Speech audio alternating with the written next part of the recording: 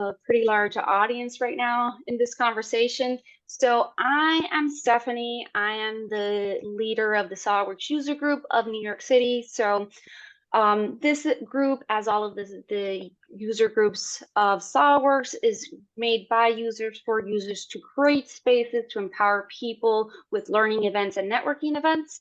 And with this in mind, we've put together an amazing program to talk specifically about surface modeling. We've titled this presentation Beyond the Surface Model for Production and Product Development. We have two great industry professionals to talk about the subject who use surface modeling as part of their regular processes in designing and building products. So we have them here today to share a little bit about their tips and techniques and how they use SolidWorks and into their regular work. So I'm just going to open up the stage to Andrew and Jax and Kara, so that they can talk a little bit about themselves and what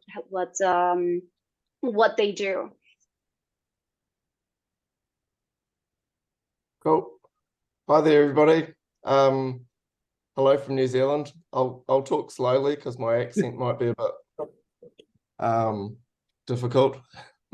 So I'm an industrial designer, and I graduated in 1999, and I think my first encounter with SolidWorks was SolidWorks 98 when we had a demonstration at university. And I've been using it since about 2001. I also have a Pro E background before SolidWorks. Well, I went to SolidWorks, went to Pro E, and then back to SolidWorks again, and also used Rhino in my day-to-day work. And I've been self-employed since about 2006 and provide rendering and CAD development services to external studios and other clients, both locally and overseas. So good to meet you all. Awesome. How about you, Kara? Hi, everybody. My name is Kara Tucker. I work for Gibson Brands Incorporated here in the Nashville headquarters area. I've been using SolidWorks for the past 7 years, and surfacing is a very large part of my current workflow. There's really not much else about me that I won't get into later on. But yeah, nice to meet everybody. Awesome. So since we have a bit of an audience, before we kick off the presentations, I'm going to shoot up a poll to see what's the kind of learn from our group, see what's people's experience like on SolidWorks and modeling. So I just launched this out. Did everyone receive it? Yes, I see it. Perfect. Okay, so I just want to see what's people's experience on surface modeling. So whether you're like not at all experienced to you use it on most of your projects, or every single time being like you're a expert. So we have a few answers coming in. Just wait that coming in. So okay, so we have some engagement, some enough to be familiar, most projects, or none at all. Okay, yeah, just as waiting for this to change up. Interesting. Okay, so we have a pretty experienced crowd over here, so this is great. Okay, awesome. So I think this is fantastic to know. So without further introductions, I'm going to kick off the conversations and open the stage for Andrew, who's going to talk us and show us his presentation for this time. So feel free to share your screen, Andrew. Yep. Okay.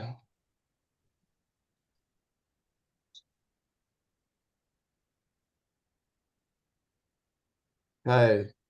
Let me know if you can see that. Yeah, I can see it. Can everyone see it? I can't. Nope, not seeing it.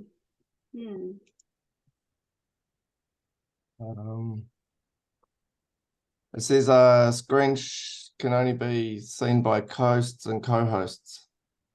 Ah, geez. Okay, give me 1 second. Okay, now can you see it? Yeah, that's better. There we Right go. on. Okay, we're good. Awesome. All right. Okay, Okay, so there so you go. The stage is yours. the stage is mine. So don't take surface modeling lightly. So that's Steph put that together. That's a bit of a pun because this chair, which I'm going to talk about today, is called the Noho Lightly. So Noho is a company in New Zealand, which is partnered with Formway Design, and Formway Design designed the chair, and Noho is the commercial arm that is manufacturing and distributing and marketing the chair. So lightly, I'll talk about it in a second, but I've just got a few things that I'm going to cover, or key points that I'm going to try and highlight during my presentation, which is surface modeling versus solid modeling, leveraging your CAD models for physical and virtual testing, and modeling strategies. Okay, so as I mentioned, Noho Lightly by Formway. It's a multi-purpose stackable chair, which was designed to use the least amount of polymer possible to meet aesthetic, seating performance, and BIFMA standards. Because to sell in the US and other markets, you have to meet BIFMA standards. So the chair has flex built into it. So that's what I mean by seating performance. So Formway does multiple rounds of sit testing, user testing to make sure that the seat meets their performance requirements for the sit comfort. So I've already introduced myself, so I'm going to skip on from that. Oh yeah, but this is like the 7th chair, I think, or so that I've worked on for Formway. So yeah, got a bit of experience in this field, both using SolidWorks and when we're working on chairs for Knoll using Pro Engineer. Okay, surface modeling versus solid modeling. So some points I like to think of surface modeling as you can work on a discrete area of the model without having to think about the whole product in one go or the whole feature.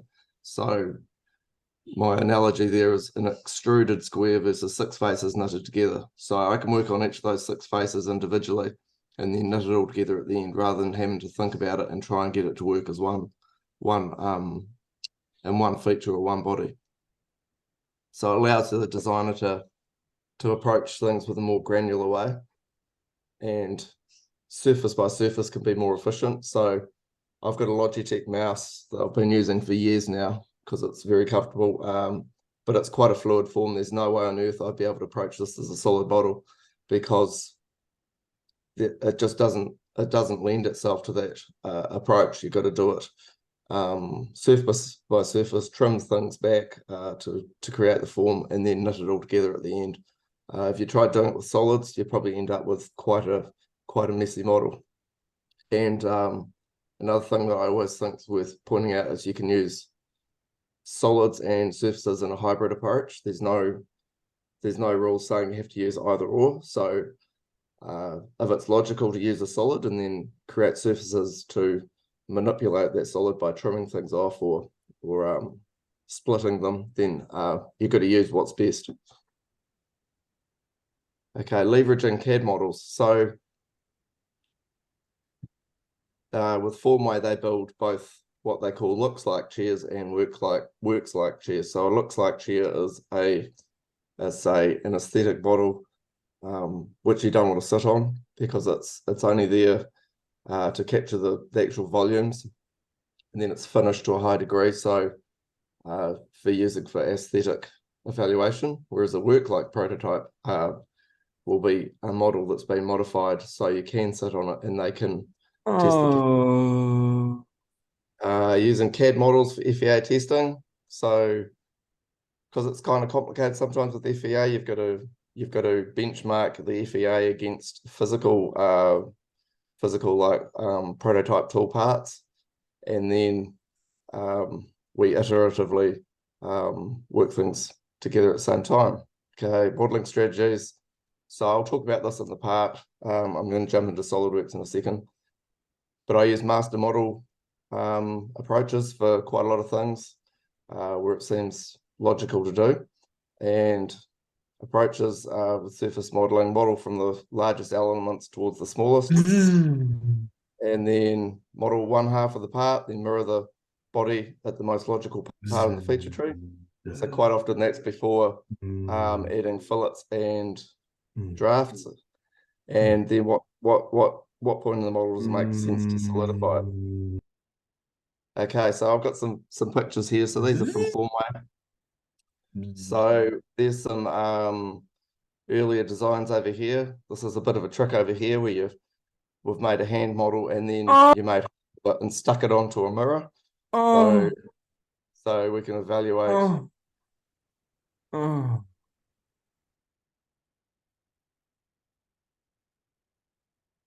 Should I keep going? Yeah, let's keep going. Okay. Keep going. Yeah. Yeah. So over here, this is a looks like model. So Formway has a couple of Stratasys FDM printers, which with a build volume of about 300 millimeters square or cubed. So as you can see here, this chair, they've actually chopped it into sections to fit within that build volume, and then actually pocketed out areas on the chair so we can insert, like up the leg. Quite often they'll insert carbon fiber cord, and then there's glass inserted along these beams here and across the back, and then it's all held together in a jig. So this is for physical sit testing, and what I said before about benchmarking. So they would have done some FEA work to sort of figure out what sort of thickness of fiberglass they need to make for a seat pan that reflects what the molded part will be like. So you can sit down and get a fairly confident result from people sitting on this. And versus this one here, this is an aesthetic model. So again, you can see here where the parts have been broken out and then a jig has been made. So this can all be glued up and then finished up to a high degree and painted for aesthetic purposes, for reviewing the design. Okay, and then we get on to the actual off-tool parts. So rigorous testing for various, they might have 100 kilogram weight that needs to be applied to the seat a number of times. And for this one here, like they'll probably have a counter, and normally have a counter, and then see how many repetitions of the load being applied the chair can take. So this is all to do with the standards testing. And then also stack testing, because this chair is going to be distributed in lots of 10, I think, for the higher volume users, so they can really cut down on the shipping volume. And also a number of colorways there. Okay, so I'm going to jump into SolidWorks now, so I've got to stop sharing this one and change.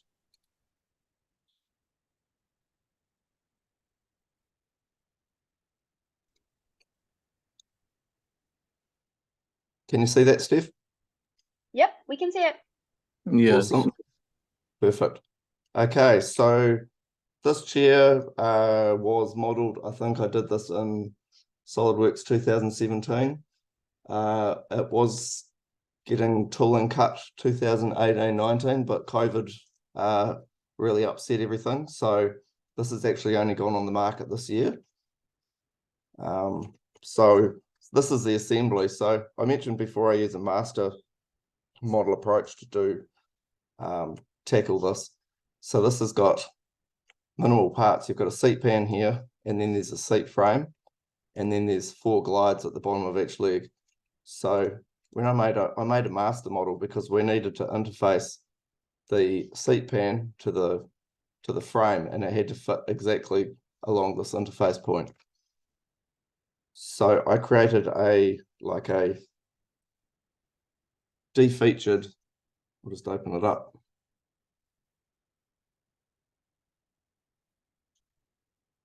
So this is my master model, which is effectively, it has the underside surfaces of the seat pan, it has the top surfaces of the seat pan, And that's it. It also has the draft split applied already along around here. So I think we had 3 degrees draft. We needed to meet on each side of the tool. And then you want to keep your master model as simple as possible. So if I open up the actual seat pan, keep it simple as possible. There's additional details like these mounting bosses. Do you mind any questions at the moment? Or should we wait till the end? We'll Yeah, have as time long in as- the end. Yeah. Okay. All right. Yeah, I'll invite to hold your question until the end. All right. Thank you. Okay, so yeah, so the master model means I can dictate this main form, which is one of the biggest drivers for any other parts, and then create this part quickly. As you can see, it's just got thicken and a few other features. And then in the seat frame, if I open this part, you can see there all this top surface here that is driven off the master model. So that just after doing this several times with several chairs, we've sort of figured out having a separate model with any interface surfaces or surfaces that are shared across multiple parts is the best way forward, because then we can control that really nicely. So now I'm onto the master, not the master model, the open frame. So if I go down here, and you might be wondering why the faces are colored like this. So this chair is, we go to the main line of draw. The chair is molded, if you imagine the tool, this is our line of draw. So all the white faces here are picked up with one side of the tool, and all the red faces are picked up with the other side of the tool. And then these other faces down here are picked up with actions. So if I go and have a look from the action, so there's 4 actions, sliding actions on the tool to pick up these faces here in the pink, and then on the inside of the tool, there's an action that collapses on each side inwards to pick up these. So this definitely was not the simplest form to kind of capture, especially with the thin sections, and then try and control. If you can see here, these are the split lines in the tool. We tried multiple things to try and capture this whole bar here without having to introduce actions in the tool, but then we ended up with some really wacky draft angles, and aesthetically this beam had to come out way further, so we didn't bother doing that in the end. We figured out how to do it without creating massive disruptions to the form. So this section is quite thick. This model is not the final model. This is probably about 90% of the chair, so the similarities between this and the production tool, but the sections are quite thick. So this product uses a gas assist process. So when the polymer is injected into the tool, then it's followed up with a big bubbles blowing up through the thick sections, which helps pack out the part and means you don't have to pocket out sections and end up with sink marks. So like this section here, as you can see, that's solid, but it will have a bubble inside it. Okay, so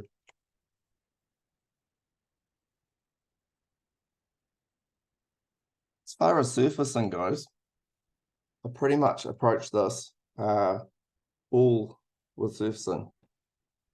So if I just roll back, I'll just roll forward through a few sort of big blocks of the product being modeled. So this is the backrest. So instead of trying to model to a explicit edge here, because I wanted to use 4-sided surfaces instead of 3-sided surfaces, that's probably another discussion we might not want to have now, but so there were no singularities. So this is actually an overbuilt surface, meaning I built it out past the trim boundary. So that's a four-sided surface. It's a boundary surface. And then I trimmed it back to give me my resulting form. I hope that makes sense. Rather than dictating this this boundary in 3D space and then actually having to create that out of four-sided patches, because I didn't want to end up with any wrinkles on this main surface. And because it's such a large surface and it dictates so much of the chair, I just found it easier or better to overbuild it. And then some other things that went on there. So this isn't constant thickness. So if you can see this, so we've got a constant thickness through here, and then this is a variable thickness. So this surface sort of flows or peels outwards and then has a full round on it. And then that full round has got the split line on it. So we're working to 2 degrees like from the get-go, rather than modeling this, because this was the final model. We didn't just want to model this with full rounds and then at the end of the feature tree have to figure out the draft. We had to figure out the draft like as an integral process from the beginning. So we go down here, this is the back leg construction. So you can see I'm modeling in surfaces here because we have crowning on the surface, crowning on the front, and also some variable section going on in thickness. To try and do this in a solid, it just wasn't going to be possible for us to do it. So that's what we've broken into doing it in surfaces. And you can see again, I've already got that part line in place. Sorry, I'm using part line and split line interchangeably. So I basically mean the split line with the tools. Okay, and so what I said about modeling out or blocking out the largest features in the model first, that's what's happened here. We've put the legs in and put the crossbars in, and then we've gone on and started to blend things together. And by having the split lines in early on in the modeling, that means when we come in to do this blending, we can figure that out from a tooling point of view fairly easily, rather than trying to do this at the end. Use lots of ruled surfaces. With ruled surfaces,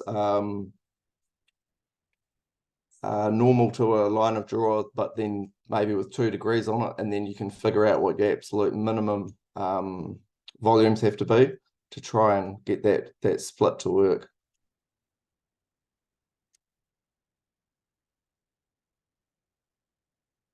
I'll just skip through a whole pile here. Let's see what we've got. So this is quite a heavy model. It's 1,290 features, and there'll be more on that after we have tooling feedback and changes, etc.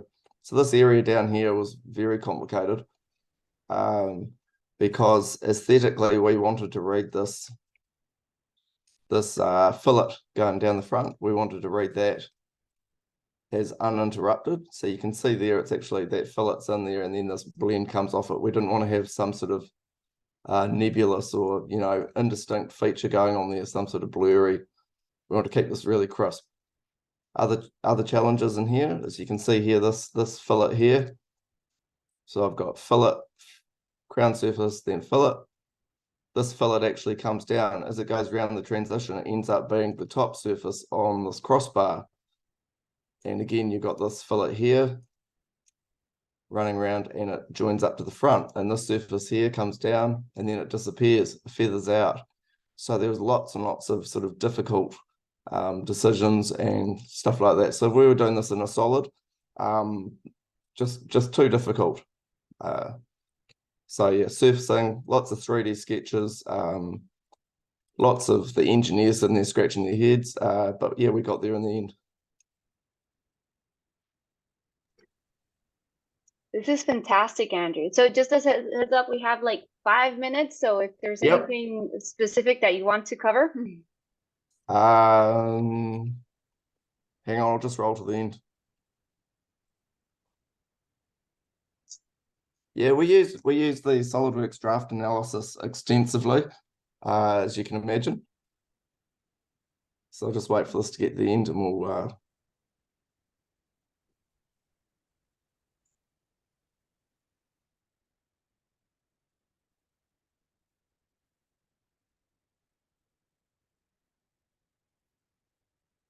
oh dear. Didn't like that. I can show you draft analysis anyway.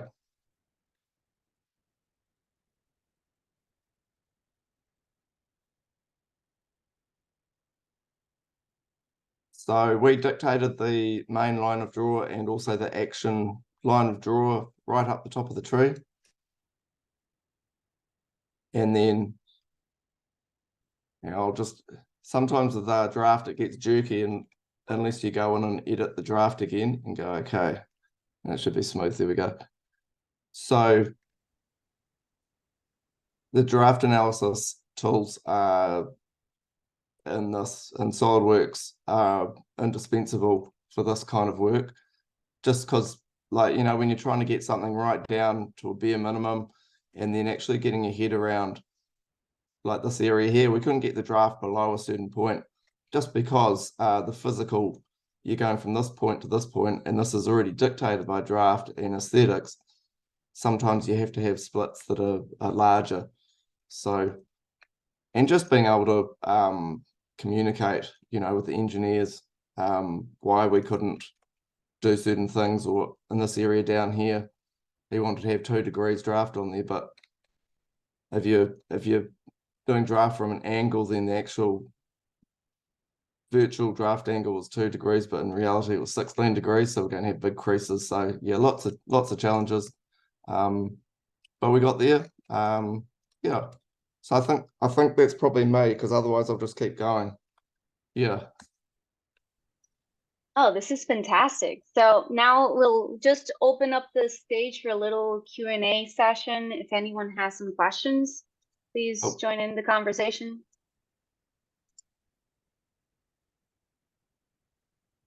Well, while people join in, I'll ask myself. I do have a question. So could you just talk a little bit about what was that process like, on a little bit more on what was the collaboration between the engineers and the manufacturers to figure out the draft analysis from the start? Like what was that communication like, and how that defined the drafts on Lightly? Okay. So I got involved pretty much after they had a feasibility model. So the designers and engineers had been working together internally to figure out roughly how they can get this thing modeled and molded.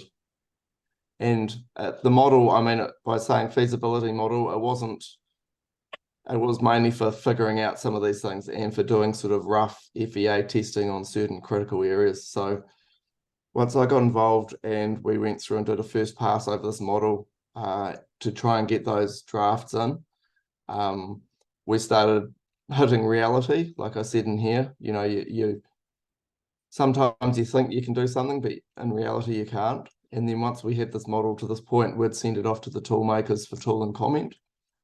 And then the tool maker would come back with their tool and comment, and we would go through another round of updating the model to accommodate any of that. And quite a lot of it was unknown. So I think the company in New Zealand that is molding this chair, they didn't have a machine large enough to mold this. I think this is a 17-ton block of steel, this tool, and also the gas assist. So they had to have confidence that the parts would work. And so to do that, we also, I think Formway engaged a third party to run mold flow analysis on this. And I think mold flow analysis was also conducted by the company that provides the gas assist technology. Formway uses, another interesting thing was the FEA. So Formway uses, I think they use linear FEA because of the costs. Non-linear is quite a lot more. So they've got some tricks to figure out, like benchmarking physical parts against their linear, and then also going out to a third party to run non-linear FEA. So yeah, it's sort of like you've got a spiral and you go around in a spiral and then you slowly get close to the middle and then you hit, you hit the bullseye. So yeah. Hope that answers that. I have a quick question. Yep. And that's regarding the seat. I see that there's multiple, like the seat cover there. I see that there's multiple, like, well, there's one dip. I just was curious on how you succeeded to make that geometry there. Okay. I'll jump into the model, the master.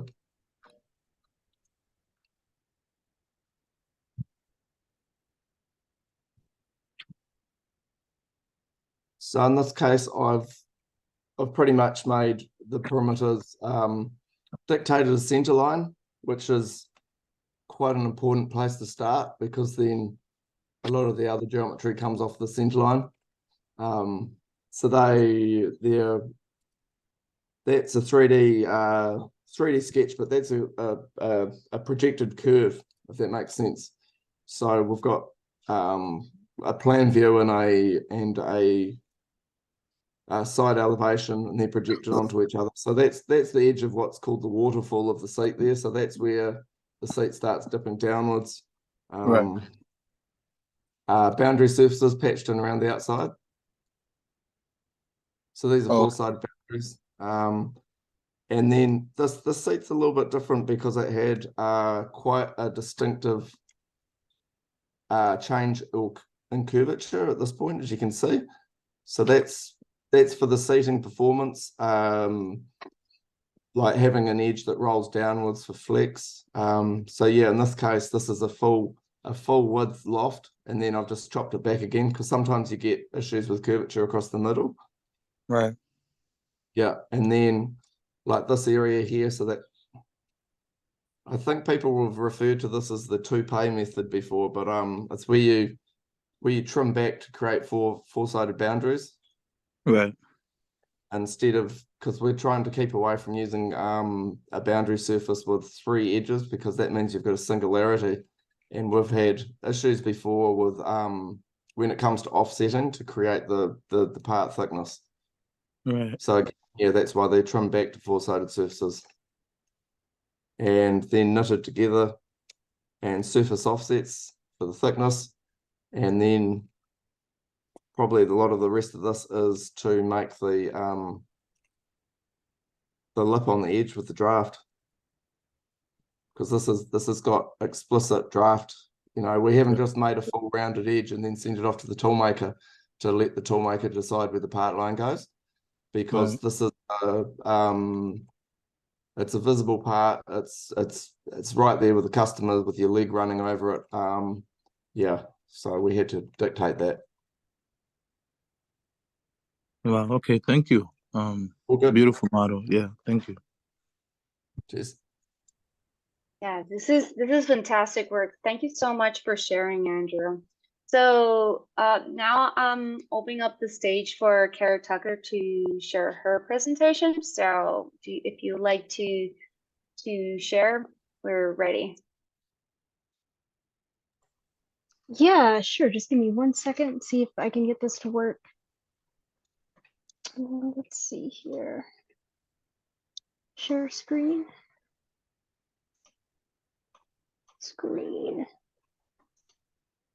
All right. Let's see if I can just start from the beginning here and see how this goes. All right, everybody. Hi, my name is Kara Tucker. I'm a product development CAD designer with Gibson. First of all, can everybody see the PowerPoint? I can. Yep. All right, excellent. All right, perfect. So this is I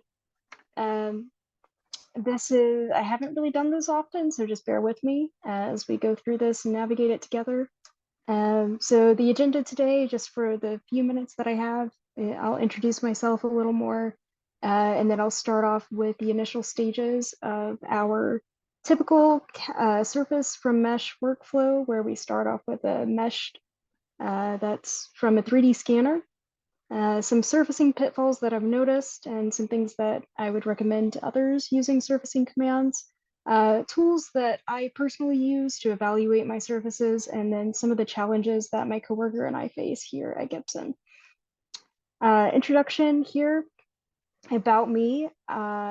I have been in my role with Gibson. I've been with Gibson for the past 3 years now. I started in December of 2019. I actually started doing CAD prints with them and quickly migrated to a role for doing more new product development, concepting work, which is great. And then some fun facts about me. I really love video games. I'm a huge video gamer. I've been playing a lot of Conan recently. I love cozy games. I love survival crafting games, just pretty much anything that's not FPS. It's really just one of my favorite hobbies. I'm also really into, like, recently I just watched, and I'll keep this short, but recently I just watched this video about a YouTuber playing a game called can't even remember the name now.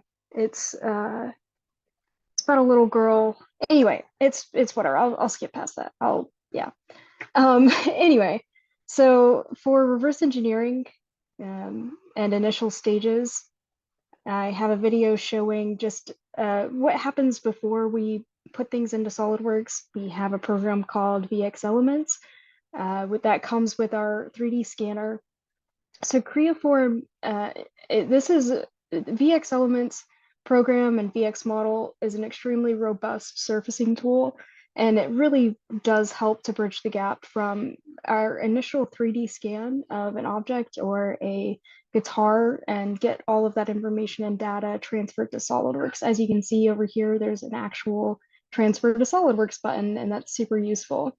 So I'm just going to press play on this video and see if it'll play for me. Oh, here we go.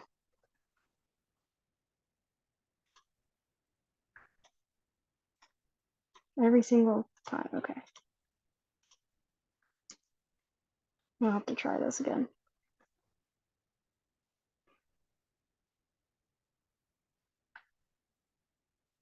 I don't think this is gonna work the way I need it to, so I'm just gonna take a second and open up my VX Elements and then just open the session that I have and just share a live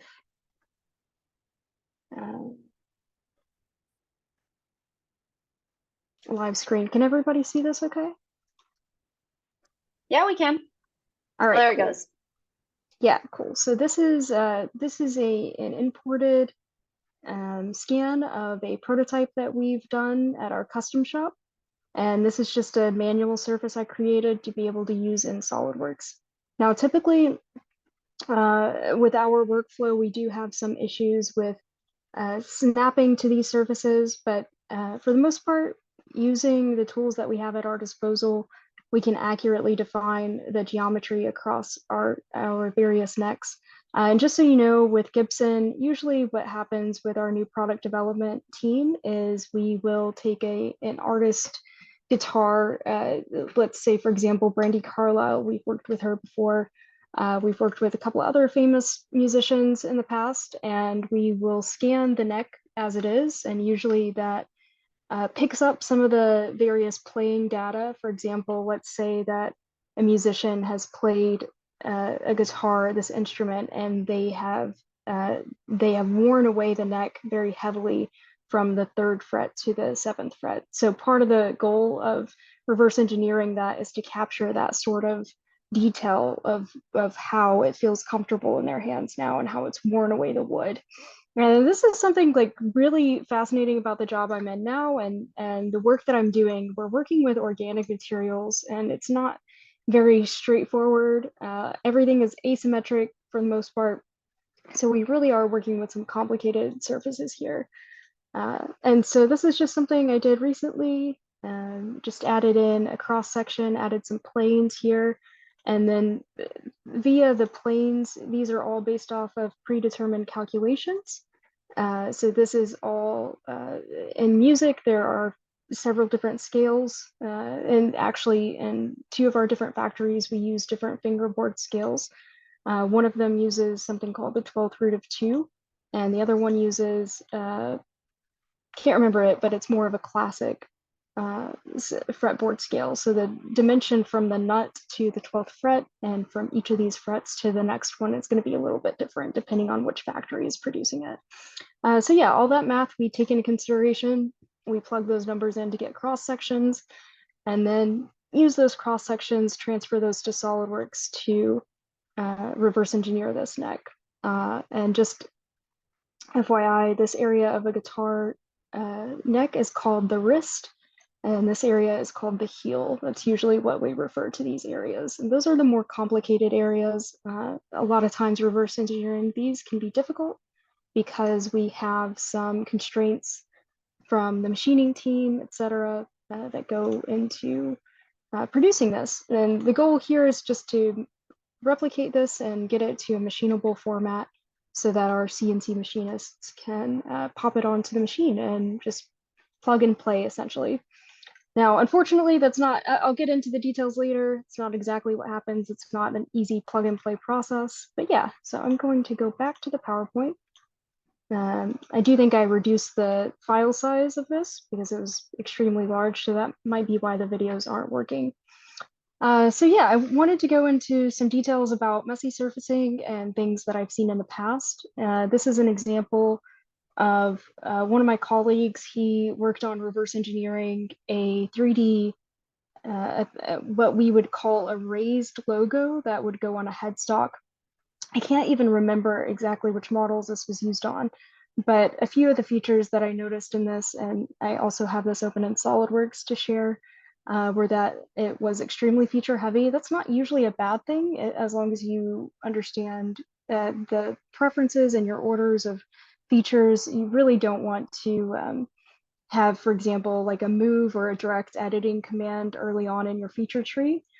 This one also deviates a little bit from the original intent. And to be fair, this individual designed this. He did not have a 3D scan.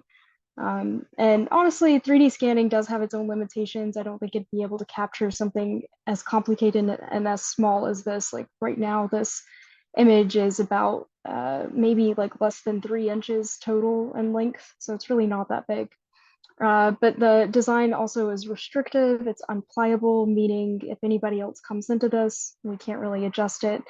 And then there are several areas where the fillets are discordant, and I have some more detail views on this. So, and please forgive my language here. This is going to be hilarious, I think.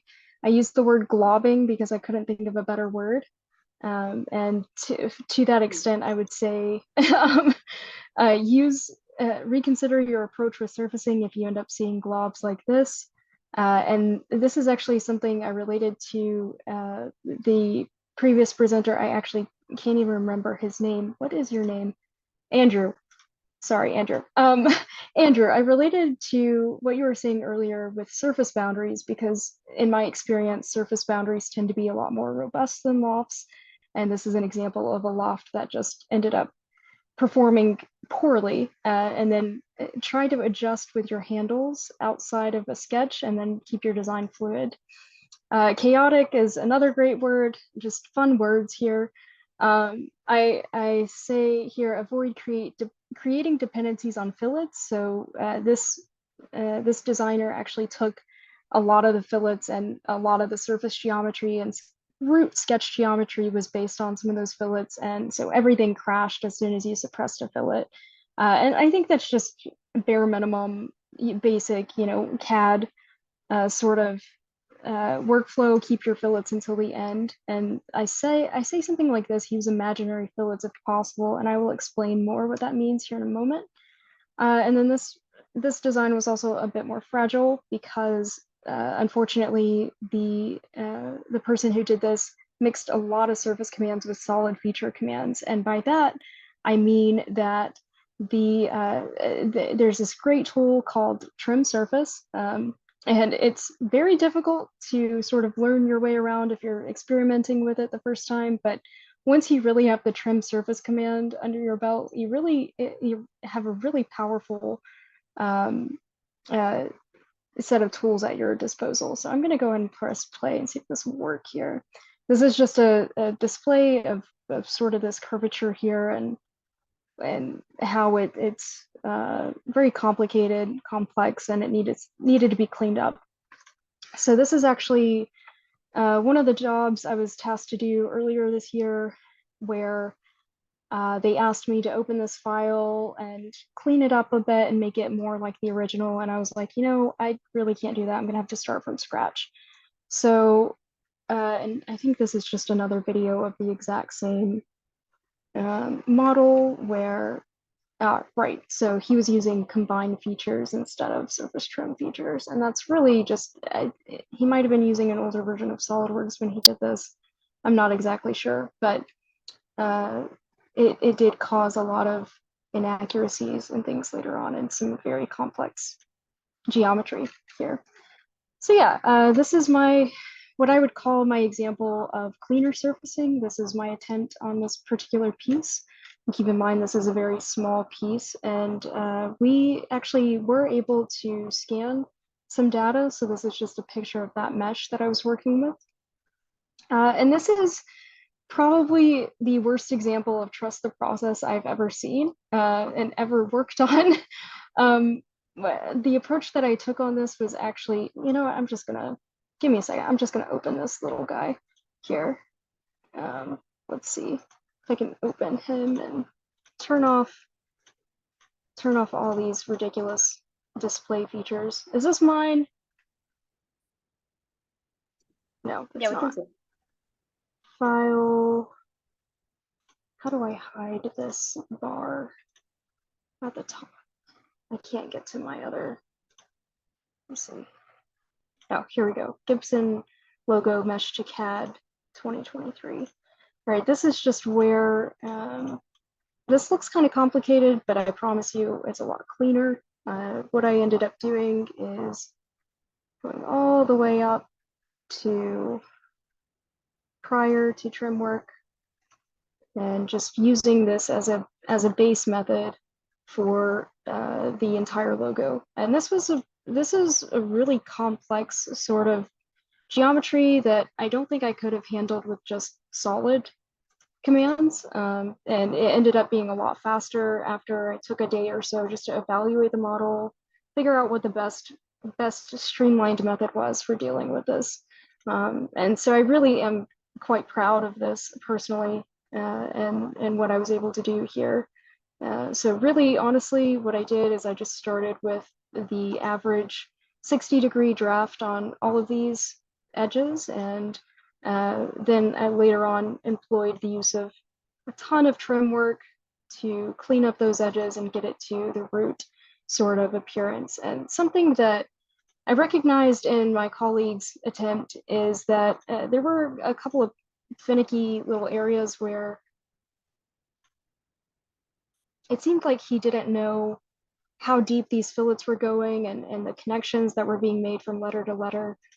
And I think I have, nope, that's the wrong one. I don't have it here, and I can't actually move this video file, open recent. Let's try opening from my desktop. Just give me a second. Bear with, I know I don't have a lot more time, but there's a lot here. Let's see, desktop. Nope, not on there. 20, blah, blah, blah. Presentation. Let's see if it's inside this one. No, okay, never mind. So we're just gonna go back. What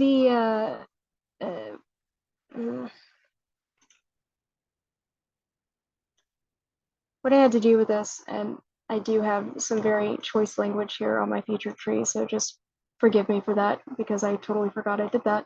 But then after this, it was just sort of experimental on where to put fillets and how to expand this. Now there was something here I wish I could go back and change, and that was after the trim work, I did a rolled surface on this, and that could either make or break your model, I believe. And I would caution against using that all over the place. So what happened is I had this base boundary, and this ruled surface is actually based on the surface geometry here, and it's not off of a sketch because you can't really get that. And there could have been multiple sketches, but unfortunately, I was on a crunched timeline for this model. So I would caution against using those, and if I had time, I'd go back and change all of this to do more of like a sketch-based surface extrusion. And then these are just a bunch of various fillets that I employed, and they seem to work out really well for this particular model. And this is where the sharper, higher angled faces ended up working really well. There were some lofts I used here, it looks like. Can't remember totally, but for the most part, I tend to just use the boundary surfaces because they tend to be a lot more stable. So yeah, and then let's go back to the presentation. I just want to get caught up on where I'm going next. I think I was here. Dynamic, easy to manipulate. So if I needed to adjust those letters, I could. More uniform geometry. And as I said before, worst trust the process experiment I've ever done here. And that's just a video. All right, and so now I'm going to transition into some of the tools that we use to evaluate surfaces. And so two of the main ones, and two I'm sure all of you are quite familiar with, are zebra stripes and undercut analysis. And here is a great example. This is the exact same neck. This is something called the joining area. So the surface here, it looked beautiful. The way that we reverse engineer these, by the way, is to use, we try to use Bezier curves or like degree 5 splines. For the most part, I prefer having control vertices. But the way that SolidWorks handles those is very unique. And the best way I could do is just to give another live demo here in a second. And then this is the same neck. It looks fine over here, but once I do an undercut analysis, I actually saw, oh, there's a little tiny area that can't be machined here. And this is extremely important and crucial to getting that information there. Now, something about our process, which I'm glad is the next screen here, something about the process, it does affect our product quite drastically because we're working with necks and bodies that end up being touched by human hands later on. We do try to at least cooperate with and understand what's happening in later stages. So that does inform our initial design. And so, for example, for a little while there, I was designing necks with sort of like a 30,000th fluff on either side of the heel region so that when it was joined up to the guitar body and glued in place, they had some fluff that they could sand down and cause those two surfaces to be flush. Now, however, we've decided as a team together that our original concept necks and prototype necks are not going to include the fluff. So they now handle that with a combination of Mastercam and Rhino on their end. And that works just great. It's a great workflow now. And honestly, Gibson has just started using this workflow. This is a pretty new workflow. It's pretty new for all of us. So I just want to say kudos to all of the people I work with. I know they're not here watching this, but I really do enjoy the people I work with, and they do make it easier for a lot of things. So for specifically next, we do end up having 3 different, I would say, SolidWorks parts. We end up with a concept, or I would say 2 different SolidWorks parts at the very end. The first one tends to just be a 2-dimensional sketch concept neck that's just kind of showing our bare minimum dimensions, how high the first fret is, how high the 12th fret is, etc. And then our prototype next, this is the geometry that actually gets sent off to our machinists. And this contains the complicated, complex surface geometry that we work with. And then the final next that we end up working on, typically I've noticed that my coworker Alex and I, we tend to avoid reworking. We tend to want to save ourselves a lot of time and frustration by reworking the entire neck and surface, and we just tend to keep those. We keep the same geometry from the prototype neck, but if areas like the wrist and the heel don't match, we don't really worry ourselves with that much, because really our goal is to just put it on paper, put dimensions on it so that our team in the factories can see it. And so yeah, and I'm just gonna take a break here. Steph, how am I doing on time? Yeah, we have like 5 minutes. All right, cool. I'll finish up here then. Some of the challenges that I've experienced with the process stage here in design are just some things that you just have to be very careful with and make sure you communicate. This area, as an example, is an area where we have binding on our body, but the binding is in its final state and the body is in its pre-shaved state, which is something that we prefer. So body is pre-sanded thickness and the binding here, the white and black stripes are to the final dimensions. And for us, these are acceptable design constraints for our workflow. We don't mind if there's some interference, and we just kind of accept that in our model, it's not going to be perfect. And there's a lot of stuff that as a designer, you have to accept this isn't going to be perfect. It's not in final form. And then as an example of what I said earlier, having the neck fluff revision for our machinists, we went back and forth on this as a team and decided we weren't going to include that geometry. So yeah, and this is a picture of a guitar I worked on called the Theodore. It was released last year, and it was based off of a concept sketch our president Ted McCarty did when he was working, he was president of Gibson in the 1950s. And one of the best stories about this is that my boss's boss, his name's Matt Kaler, he's the director of product development. He found this napkin sketch inside some of our archives and he thought someone was pulling a prank on him and realized no, it was an original napkin sketch. It was authentic. And this was something that it was fun for us to design and work together to make come to life. So yeah, I guess I'll open the floor to questions. I haven't really been looking at the chat all that much, so let's go ahead and check this out. But yeah, does anyone have any questions here? Oh, let me stop sharing my screen, I guess. It doesn't matter.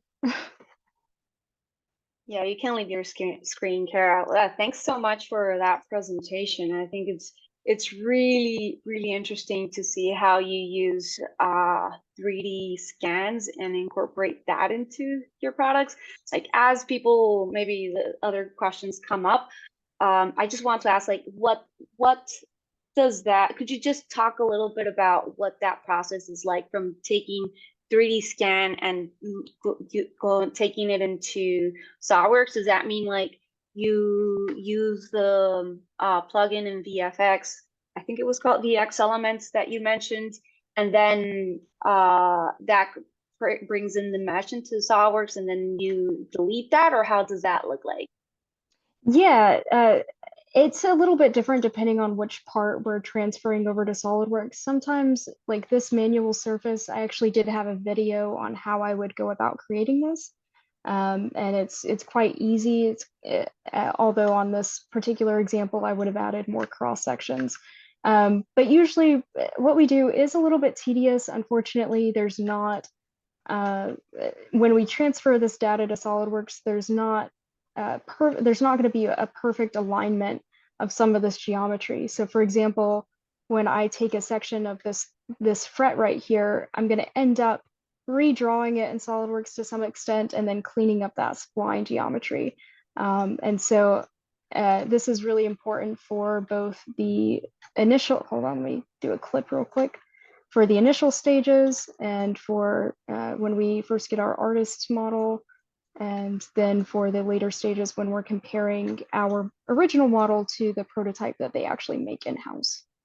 So yeah, here you go. Here's a good little view of this. And this is the fun thing about this kind of work. It's challenging. This is not symmetric at all, and none of it should be. This is I can't remember which side of this. The bass side is typically a lot fatter and thicker on a guitar neck than the treble side. And that's just for ease of use and playability. So it's a very, you really have to work against your symmetry bias. And I have a huge symmetry bias in this industry. So yeah, and yeah, there's some other fun things I would add too as well that in one of my models, I can actually share this a little bit. The section view here should show a truss rod assembly. I don't know if it's even in here without hardware, blah, blah, blah. It's not in here. But this is kind of a look. It's kind of a look at how the neck itself gets completely transformed when we have a jointed process. So this neck here, if you can see, there's a radius here. We do, when this neck gets machined, we do have like a cutter that goes all the way through and cuts that radius, but then afterwards, this neck actually bows out a little bit, and that's to make sure that when the user receives this guitar on their end, that it's playable. And there's a lot more that goes into that I don't really have time to explain, but it's quite interesting.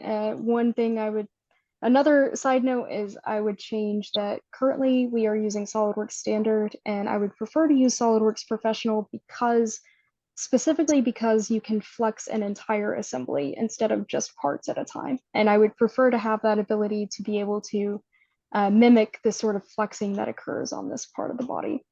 So yeah, this is a fun little model. There's definitely some fun hardware and things here that I enjoyed designing. So yeah. Quick question. Quick question. Sure. Yeah, when you scan in the model, how I think you alluded on it before already. You probably answered this already, but like how manipulative is it? Are there splines that are created, multiple splines that are created that you can then just go in and modify, or do you have to kind of like how well does it transfer that information?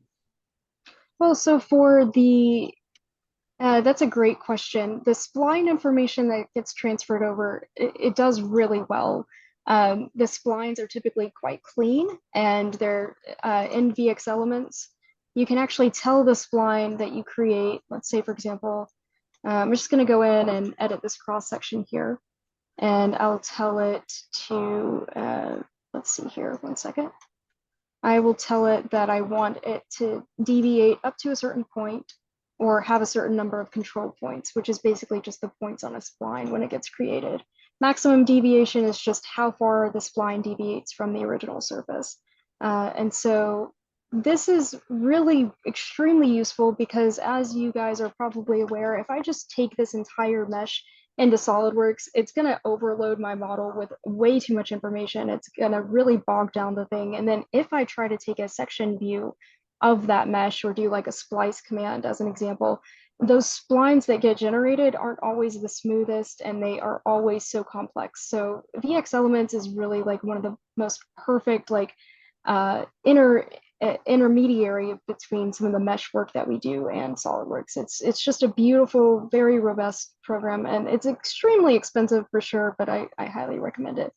Even if you don't have a 3D scanner, I honestly like would recommend this program for just basic surface modeling. And just FYI, we did try the power surfacing add-on in SolidWorks. There is a reverse engineering set in SolidWorks that you can try, and unfortunately that didn't have all the tools and commands that we needed, and this was just a program that was given to us. It comes with the 3D scanner, and it's not a subscription based. You own it for your entire life, so it does cost a lot. It's extremely expensive up front, but then once the payment is made, it's just an incredibly powerful tool. And there's so much I could do here. Like I can actually take sandpaper. I know I'm out of time here, but I'm just gonna demonstrate a few more like features here. I can take sandpaper, smooth out some of these little areas on my surface, and really clean those up quite a bit. It's really nice. And then tell it whether or not to preserve features, preserve boundary. I can remove holes in the mesh, make this a watertight mesh before it even goes into SolidWorks. There's really just so much you can do here. And I believe I actually named this one of the ones I had open, I named it Deci because we converted it to a decimated model, which just reduces the file size and the amount of triangles that are here. So here's an example of what those triangles look like. And yeah, thanks for the question. Anybody else have any further questions? I would go ahead, also, I would go ahead and open, I don't even have time to do this, but I think I tried to open this neck and just show you guys what was going on with the action that was here, the neck shaping. And this is actually one of the sorts of surface. In the past, I tried doing thickened cuts on my necks, and I've veered away from this approach now. So now we are, and I veer away from surface lofts on necks. We just really, this was really just honestly a learning experience for me. So these are things I wouldn't do, but I'm showing it to you anyway. So yeah. This one has a very simple loft on it, apparently, when nowadays I would actually define it at least by another fret or two to get that spline action appropriate. But yeah, this is the data that VX elements will transfer over to a plane. Usually what happens is the plane is not aligned appropriately to our UCS, even if you have the UCS exported to SolidWorks appropriately, it just doesn't get aligned. So usually I end up converting entities and then just using the geometry from there as much as possible. So yeah, thanks so much. Sorry, that was so in-depth. Really, No, there's just so much here. So, yeah. this is fantastic. I mean, I think on both presentations we have the material to just keep a full hour. I'm kind of Yes. sad I only scheduled 25 minutes to 30 minutes on this. So maybe at some other time we can have like a full hour on both presentations, both Andrew's and Kara's. It's just so much material here. I just want to keep on going. But I have to I have to cut this off. I'm so sorry. I'm really like heartbroken that I have to cut this off. I really am, but maybe this will leave an opportunity for another session in the future. But thank you so much for participating and sharing all of this material. I'm gonna take over the screen share now just to do like a closeout over here.